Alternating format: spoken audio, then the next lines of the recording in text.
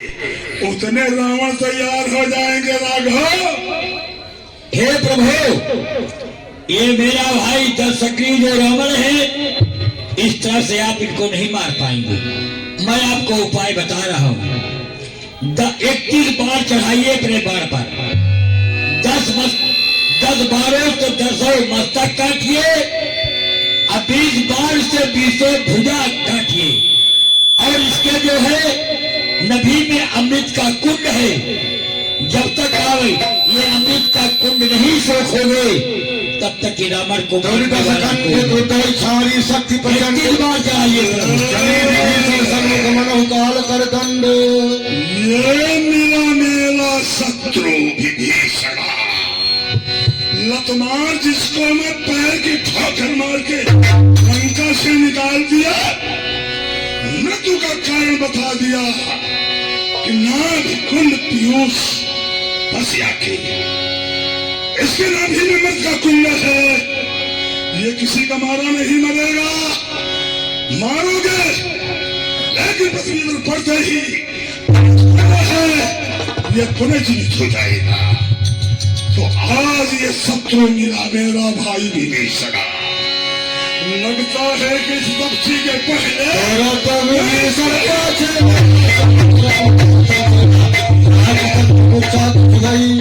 प्रभु with खेल तुरन विकलई। चलो राघव आइए।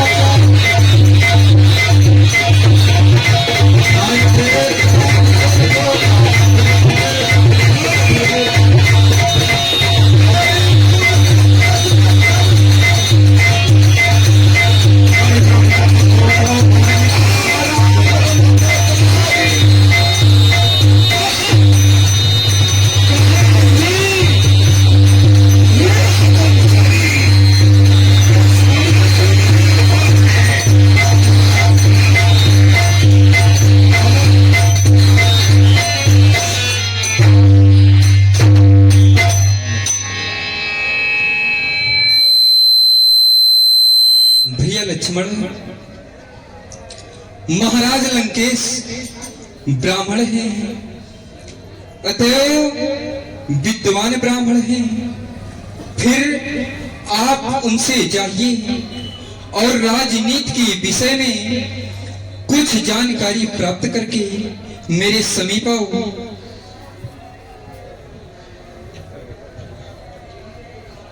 महाराज रावण के चरणों में प्रभु श्री राम का छोटे भाई लक्ष्मण का प्रणाम स्वीकार हो।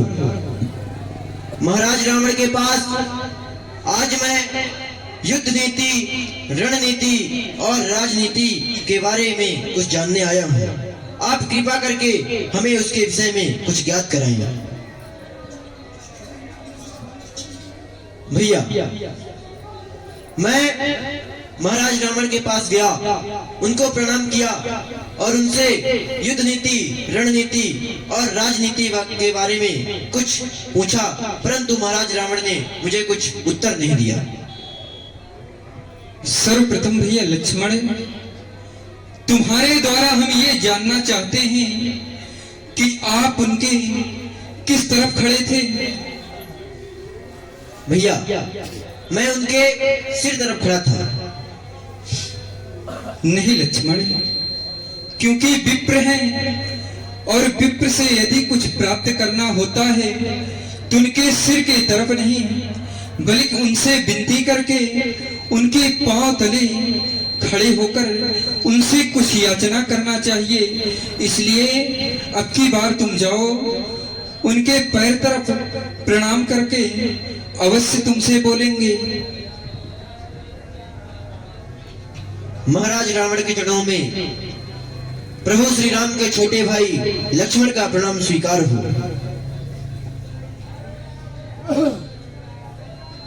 कौन? मुझे प्रणाम करने वाले कौन? महाराज रावण, मैं प्रभु श्री राम का छोटा भाई लक्ष्मण हूँ। इधर सामने आओ। किस लिए आए हो? महाराज, मैं आपसे युद्ध नीति, रणनीति और राजनीति के बारे में कुछ जानने आया हूँ। युद्ध तुम्हें करना है, राज तुम्हें करना है, किसे करना है? भैया को करना है। भैया को राज करना है। और राज में पूछने जो है ये लक्ष्मण आया है। लक्ष्मण कहिए। जा, जिन्हें राज करना है उसे भेज, उन्हीं को मेरे पास भेजो। जी। महाराज लंकेश के चरणों में राघव का प्रणाम स्वीकार हो। राघव, मेरा अंतिम प्रणाम स्वीकार। राघव, मैं केवल आपके दर्श के लिए ही आपको याद किया। वैसे मैं जानता हूं कि आप राजनीति की खान हैं। गुरु वशिष्ठ के पढ़ाए हुए गुरु ग्रह पढ़न गए रघुराई अल्पकाल विद्या पाई। सभी विद्याओं में पारंगत, राजनीति के ज्ञाता और इस मृत लोक के विधाता। लेकिन आपने अपने बंधु लक्ष्मण को राजनीति के लिए मेरे पास भेजा था, तो उनके द्वारा मैंने आपको बुलाया आपके दर्शन करने के लिए। अंतिम प्रणाम हुआ, दर्शन हुए। बस जाइए, अब अपने बंधु लक्ष्मण को भेजो, मैं उन्हें राजनीति बताता हूँ। अवश्य, जैसी आज्ञा। भैया लक्ष्मण, आप पुनः जाओ, आपको याद कर रहे हैं। कहिए महाराज। कौन हो लक्ष्मण? जी। राजनीति, युद्ध नीति पूछने के लिए आए हो? हाँ। और पीछे हटो, और पीछे हट, और पीछे चल। अब फिर आगे आओ, फिर सामने आओ। सीख गया नीत? ये पहली नीत है युद्ध नीति की। तुम मेरे शत्रु, तुमने मेरे परिवार को नष्ट किया, मेरे पुत्र का वध किया। यदि मेरे हाथ में तलवार होती ना, तो मैं मरते मरते तुम्हारा सर जुदा कर देता। इसलिए ये प्रथम नीति है कि शत्रु से 100 कदम दूर खड़े होकर के और बातचीत करना चाहिए, उसके समीप कभी नहीं जाना चाहिए। समझ गया? जी। और लक्ष्मण, काल करे सो आज कर, आज करे सो पल में पड़े होगी, बहुर करोगे कब? तुम जानते हो मैं विश्व सम्राट हूं, जो इच्छा करता हूं वो करके दिखाता हूं। लेकिन मैंने क्या किया? मेरे अरमान थे कि ये प्राणी मरकर सीधे स्वर्ग को जाता है मरने के बाद। यदि मैं कुछ दिन जीवित रहता, मृत्यु लोक से स्वर्ग तक में सोने की सिद्धि बनवा देता। जब इच्छा होती मानो स्वर्ग जाता, और जब इच्छा होती मैं तुरुप में आ जाता। प्रथम अरमान। दूसरा अरमान, यह अपने जो है सप्त द्वीपों में समुद्र 3 भाग पर है। एक भाग पर पृथ्वी है, लेकिन उसका जल बहुत खारा है। मैं जीवित होता और समुद्र का जल मीठा करके दिखा देता। सुवर्ण, सोना, मेरी लंका देकर ना सोने की है, इसमें सुगंध नहीं। मैं जीवित रहता तो इस सोने में सुगंध पैदा कर देता हमेशा। लेकिन मेरे अरमान पूरे क्यों नहीं हुए? ये धार्मिक कार्य ना करके, और मैंने अधर्म का कार्य किया, पराई नारी का हरण किया। उसका नतीजा हुआ कि मेरा अरमान पूरी ना हो सके और मैं इस अवस्था को आ गया। इसलिए लक्ष्मण, तुम अपने राजवासियों को कह देना कि कभी अधर्म मार्ग पर पैर ना रखे, अन्यथा विजय नहीं हो सकती। और जानते हो कि मेरा राज्य तुम्हारे राज्य से बड़ा है। तुम्हें भाई को रज करना है ना, लेकिन तुम्हारे अयोध्या से मेरा राज बड़ा है। तुम्हारे अयोध्या से ज्यादा मेरे राज्य में सेना है। तुम्हारे भाई से ज्यादा मैं तपस्वी और वीरवर हूं। तुम मुझे परास्त नहीं कर सकते थे, नहीं मार सकते थे। मेरी हार किसमें हुई? लक्ष्मण, जानते हो कि मैंने अपने भाई को मार के निकाला और तुम्हारे बंधु ने अपने भाई को गले से लगाया।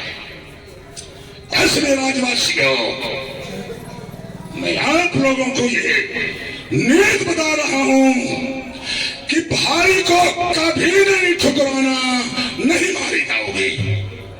लक्ष्मण, और सुनो, राजाओं में 4 नीतियां होती हैं, साम दाम दंड विवेक। 4 नीतियों से राजा राज करता है। राजा वो भी है जो अपने घर का गार्जियन है, वो भी राजा है। उसका पालन किस तरह से करना चाहिए? क्या तो गार्जियन हो, राजा हो, लेकिन और जो घर में आपके सदस्य हैं उनका पालन पोषण आपको किस भाव से करना है? मुखिया मुख सो चाहिए खान पान को ये पाला पोषे सकल अंग तुलसी सहित विवेक। मुखिया मुख को कहा जाता है, मुख खाता है, लेकिन शरीर के सारे जो तत्वों को पोषक तत्व प्रदान करता है और स्वस्थ रखता है। तो राज्य में मंत्री, खजांची, सेनापति, वेतन दाता, व्यापार सचिव, युवराज, पुरोहित, द्वारपाल, वन रक्षक, कारागार सचिव, दरोगा, वैद्य, महल वाली, ड्योढ़ी पर नित रहने वाला, सुनो 18 राजयंग, इनका ख्याल रखे राजा। अरे शासन में तभी कुशलता है जब कार कुशल सहयोगी हो, आपके कार्य करने वाले कुशल चतुर और सहभागी हो। और राजाओं में हुआ करता है 3 दोष। वो दोष क्या है? राजा को विद्वानों का अपमान, कभी राजा को विद्वानों का अपमान नहीं करना चाहिए। विद्वानों का अपमान, रैयत के विरुद्ध चलना, राजा को प्रजा से विपरीत नहीं चलना चाहिए। तीसरा, मदिराधिक व्यसनों में फंसना। ये जो व्यसन है मदिरा आदि, इनसे हर समय बचता रहे नराश, तो उसके राजत्व को माने सारा देश। लक्ष्मण, अब अधिक तो नहीं बोला जाता, क्योंकि आपके भाई और तुम लोगों ने बाणों से मार मार के मेरे शरीर को छलनी कर दिया। और ये तो बताओ, युद्ध में जीत किसकी हुई? महाराज, युद्ध में जीत तो मेरे भैया प्रभु श्री राम की हुई। वाह वाह, तुम्हारे भैया की जीत हुई। हाय भक्तराज जी की ओर से सादर 21 रुपए प्रदान खोज सा धन्यवाद। ठीक है, तुम्हारी नजरों में कि तुम्हारे भाई ने मार के मुझे मौत के घाट उतार दिया, तो तुमने समझ लिया कि बस हमारे भैया की जीत हो गई, तुम्हारी जीत हो गई। लक्ष्मण, मैंने वादा किया था, बदल दिया था कि अपने जीते जी में लंका में तुम्हें पैर नहीं रखने दूंगा।